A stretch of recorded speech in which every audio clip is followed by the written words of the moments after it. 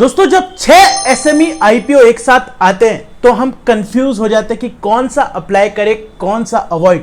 और अब मार्केट गए एसएमई आईपीओ में भी आते हैं और हमको बताते हैं कि कौन सा अप्लाई करना चाहिए कौन सा छोड़ देना चाहिए, किसमें कितनी लिस्टिंग इनकी एक्सपेक्टेशंस है। चलिए जानते हैं। दोस्तों सबसे पहले मैं आपको एक चीज बता देता हूं कि रैंकिंग तो मैं बता दूंगा बट उसको यूज कैसे करना है। अगर आपके पास 3 अकाउंट है, देखो अगर सिर्फ एक अकाउंट की बात हो रही है ना तो एग्जैक्ट रैंकिंग वाइज आप पैसा लगा सकते हो, बट अगर 3 अकाउंट है तो सबसे पहले रैंक 1 में जितना है लगा दो, उसके बाद रैंक 2 में जितना है लगा दो, रैंक 3 में फिर जितना है लगा दो, और रैंक 4 तक भी जाते जाते अगर आपके पास पैसा बच गया तो एक बार कमेंट करके जरूर बताना। कहने का मतलब यह है कि प्रोबेबिलिटी बढ़ानी है अपन को आईपीओ के अंदर अलॉटमेंट की। एसएमई में वैसे ही अलॉटमेंट आना मुश्किल हो जाता है, तो इसलिए अगर रैंक 1 में आपके पास पैसा है 2 या 3 या 4 लॉट लगाने का और 4 अकाउंट है तो सबसे पहले रैंक 1 में जितने हैं अप्लाई कर दो। दोस्तों एक चीज मैं आपको बता दूं, ये रैंकिंग ऑलमोस्ट फाइनल है, लेकिन 2-3 बजे के आसपास सब्सक्रिप्शन के डेटा के बेसिस पे या फिर किसी और फैक्टर के बेसिस पे अगर कुछ चेंज करना हुआ तो मैं व्हाट्सएप और टेलीग्राम जो कि एकदम फ्री है उसको ज्वाइन कर लो, वहां पर मैं अपडेट कर दूंगा। जो टेलीग्राम यूज नहीं करता वो व्हाट्सएप चैनल ज्वाइन कर सकता है, जो व्हाट्सएप यूज नहीं करता वो टेलीग्राम ज्वाइन कर सकता है। अब स्टार्ट करते हैं। अभी 6 आईपीओ एक साथ चल रहे हैं। एक चीज मैं बता दूं, जो आज क्लोज हो रहे हैं 30 को उसका मोस्ट प्रोबेबली पैसा फ्री हो जाएगा 2 वाले आईपीओ में, तो वहां पर आप यूज कर पाओगे।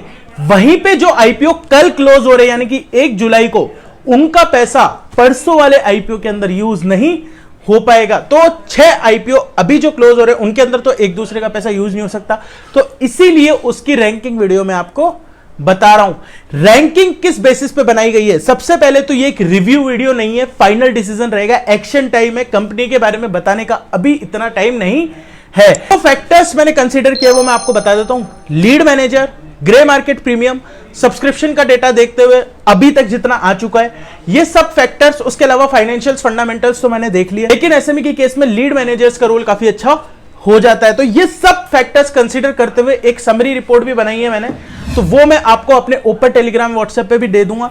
बाकी उसके हिसाब से ही रैंकिंग में आपको बताने जा रहा हूं। सबसे पहले 6 नंबर पर आ जाता है वेलेंसिया इंडिया लिमिटेड। अगर सही भाषा में बोलूं तो ये अवॉइड कैटेगरी का आईपीओ, नेगेटिव में जीएमपी जा चुकी है, कोई जरूरत नहीं इसको अप्लाई करने की, भूल जाओ। दोस्तों नंबर 5 पे कोई आईपीओ नहीं है, लेकिन नंबर 4 पे 2 आईपीओ हैं। बेसिकली मूविंग मीडिया लिमिटेड और प्रो एफएक्स टेक लिमिटेड, दोनों ही आईपीओ 4th रैंक के हो जाते हैं। Reason being, Pro FX Tech की जीएमपी तो 0% चल रही है, लेकिन ये हिम सिक्योरिटीज का आईपीओ जिसका पास्ट परफॉर्मेंस काफी अच्छा रहा है। एग्जांपल के लिए बताऊं तो सेफ एंटरप्राइजेस की जीएमपी भी 0% चल रही थी, तो हो सकता है इसके अंदर भी अपन को पॉजिटिव सरप्राइज मिल जाए।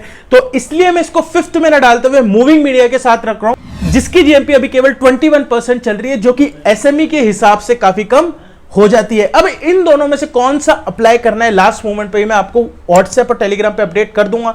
बाकी आप भी ट्रैक करते रहना। अगर जीएमपी आपको लगता है कि प्रो एफएक्स टेक की आपको नहीं करना, मूविंग मीडिया को ही लगाना है, तो लगा सकते हो सिर्फ लिस्टिंग गेन के पर्पज से। एक डिस्क्लेमर मैं देना चाहूंगा, ये सभी आईपीओ की रैंकिंग, सभी एप्लीकेशन सिर्फ लिस्टिंग के हिसाब से है।